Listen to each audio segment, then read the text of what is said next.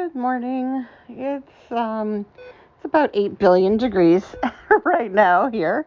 Um, and I'm sure I'm in the Northeast. And so anyone who probably lives in other parts of the country would think we were big babies because, it's like 98 degrees or 102 degrees or something, and we're like, we can't function.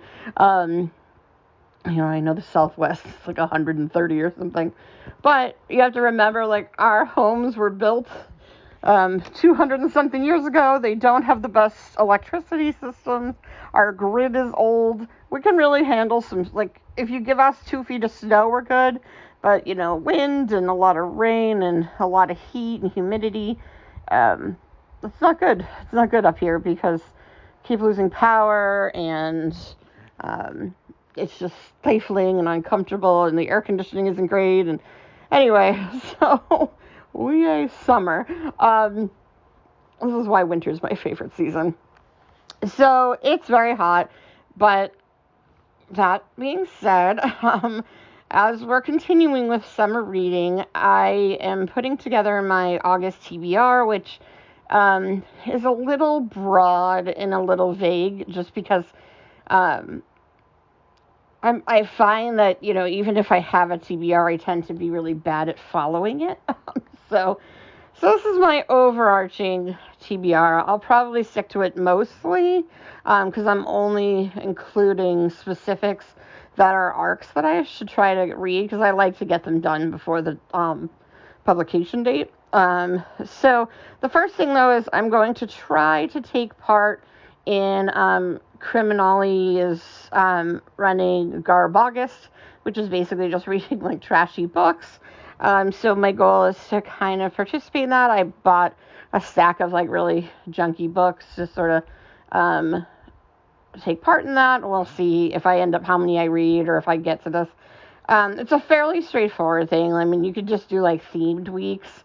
So the first week is category romance or men's adventure. So I have a few sort of like men on boats and like pirates and stuff, or westerny kind of things. And then I also have some old romance. I'm not a big romance fan, but I grew up reading a lot of like Laverne Spencer and Danielle Steele and some of those like Barbara Cortland, some of those like old 80s, 70s romance novels. So I bought a few of those to kind of reread or pause, because I'll probably end up leaning toward the romance just because I know I've read a lot of them. They read pretty quick, and I've definitely, I might just reread. Like there was a Laverne Spencer I really like, Morning Glory, so I may just reread that. We'll just kind of see what mood I'm in, though.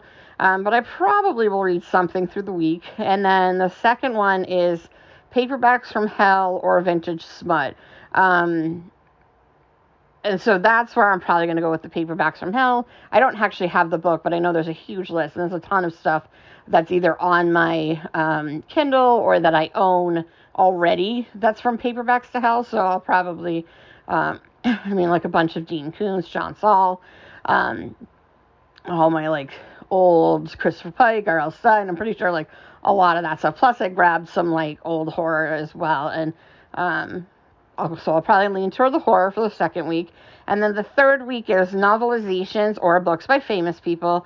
And again, I grabbed a novelization of, I forget, but like some movie. But I'm probably just going to hopefully try to get to the third Thursday Murder Club, because apparently Richard Osman is famous. I never know that people are celebrities, and then like someone's like, what do you think about this book? And it's by a celebrity. I'm like, I didn't even know they were famous. The only celebrity I knew that was also a writer was Ethan Hawke, because I'd read some of his books years ago, like in college, and I've read a few since. And I think he was kind of writing before it was like the thing to do and everybody had him. So he has several novels, and I've really enjoyed them. And I'm pretty sure like he actually writes.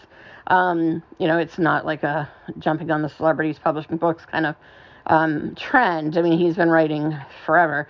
But I'll probably try. I really, really want to get to the third Thursday Murder Club, and I've had it since Christmas, and I just haven't had a chance to get to it, so I'll probably read that. And then for week 4, Anything Goes. So Have a lot of options. And then there's also a Garbingo card. So I'll see if I can do this. So I think I own a Richard Lehman book. If not, I might be able to track something down. Dirty book, I mean, I can get those. If I don't really own a lot of that, but I'm sure I can get to something.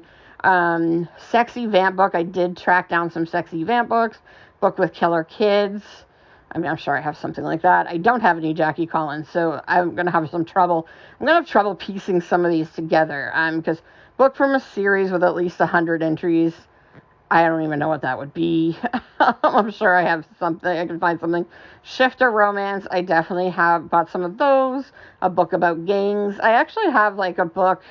It's not really trashy, but there's a book about, like, a bunch of women who get their revenge in, like, a town where, like, things are happening, and so they become basically, like, some women's gang. So I'll probably just go with that, even though it's not technically trashy. Book with nudity on the cover. I mean, I'm sure there's, like, a Fabio romance somewhere, although he's not really nude, but I don't know, figure something out. And book with Satanists, I'm sure I have something like that. Book with a cigarette ad, I didn't even know these existed until I saw this, like, Garbingo card, but one of the westerns I got actually has a cigarette ad, so that might work.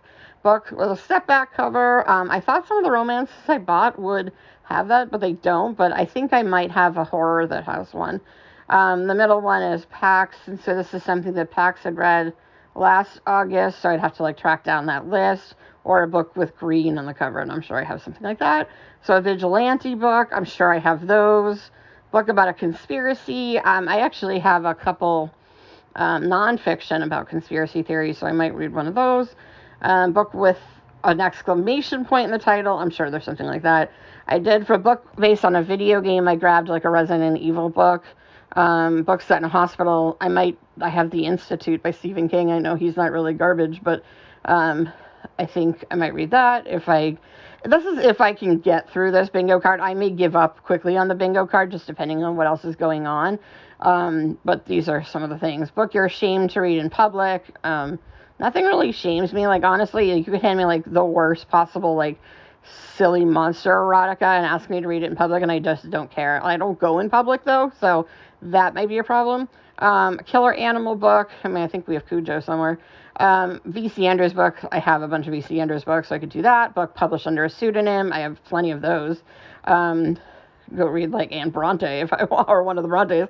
Book that cashes in on a moral panic. I'm sure I have something like that. Book from a weirdly specific subgenre. And I'm not sure what I would do with this, but I was thinking of reading those, like, I don't know if you know, but there's, like, Gronkowski erotica. So I was like, well, that's pretty specific and odd. And then Jilly Cooper, who I don't even know who she is, but I guess she writes, like, women who are, like, in horses, like, who ride horses, but, like, sexy romance with them, because they all have, like, those, like, horse pants. I'm sure there's a fancy words, like that jodhpurs, I don't know. But, like, those horse pants, and then, like, the whip or something that you use when you ride a horse. I don't ride horses, clearly. So anyway, I may do the card. I may not. I may just go to the, like, one a week. Just because I have, as you're going to see in the next section, a ton of arcs I need to get through. And the other thing is, I worked really hard to try to get my readathon done in July, and as a result, I put off a lot of things I wanted to do, like some TV shows. Like, I'm 2 seasons behind now on Jack Ryan. I watched the first episode of Jack Reacher, and I want to watch the rest of it.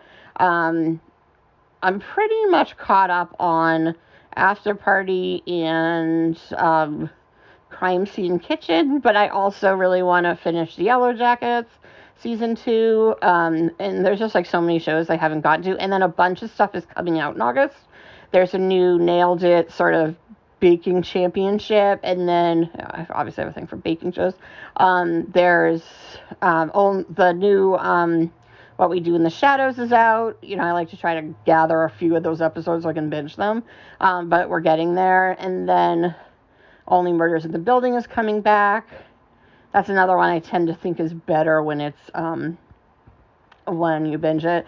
And then it's also Love Island USA is happening, and so that's, like, almost every day. It's 5 days a week, so that's a lot. And then Too Hot to Handle's back, and I'm only, like, an episode and a half into it. because I love like trashy reality dating shows. So there's like a lot of things I need to be doing, and I also haven't seen Barbie yet, and I want to do Barbenheimer. So there's like a lot of things I want to do that don't involve reading. So I may like try to read a lot in August, but maybe like slow it down slightly.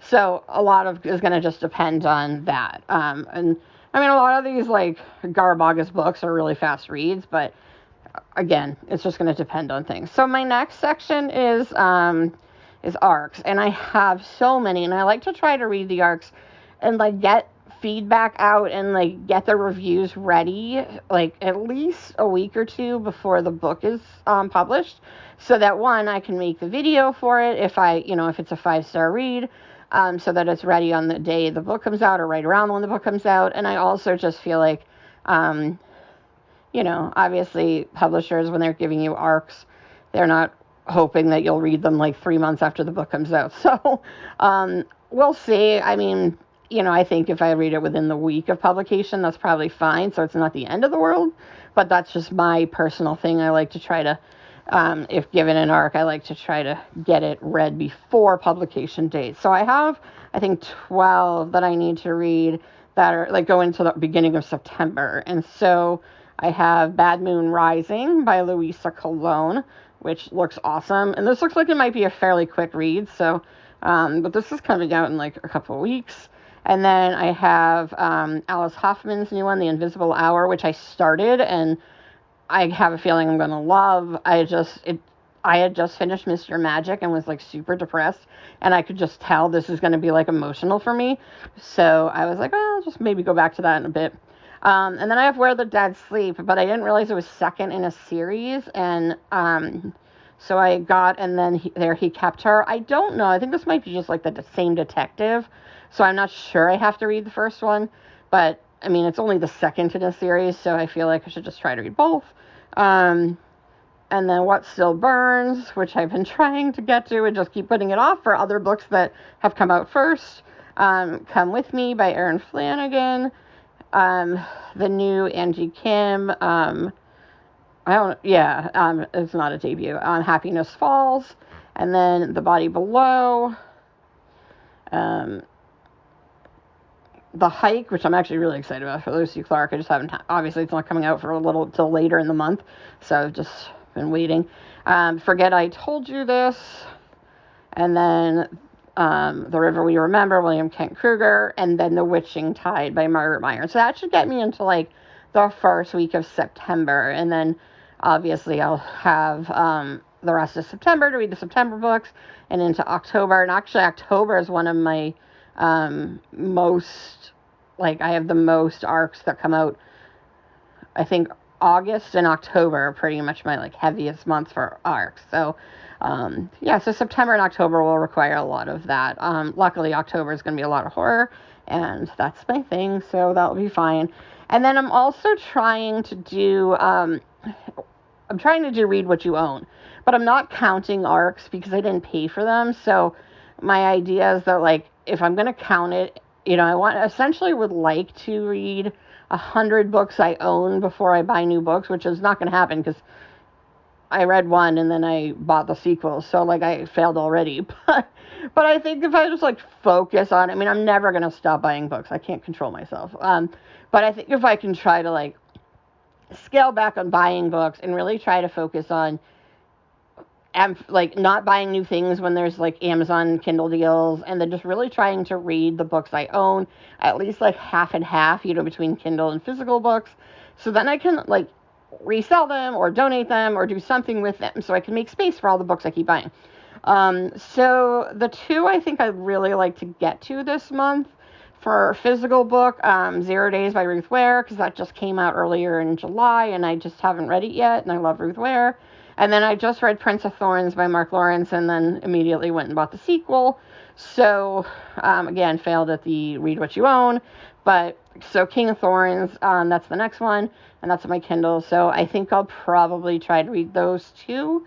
Again, whether I manage to do all this, we'll see. Obviously, my priority is the arcs, just because someone's counting on me on those. I mean, I know, like, no publisher's like, well, let's see what this one person thinks. But still, I feel like you've done me a favor by giving me these books. It's my responsibility to get my review done fairly quickly. So I'll probably, at least do the themed weeks for Garbaugust and do the arcs, and then try to read some other stuff. And a little is just going to depend on timing. I'll probably read slow early in the month, and then when Sir Chunk goes back to school later in the month, that's when I'll be able to read a lot more, because we won't be catching up on TV and movies, and I'll be home more, and my work schedule is pretty flexible, but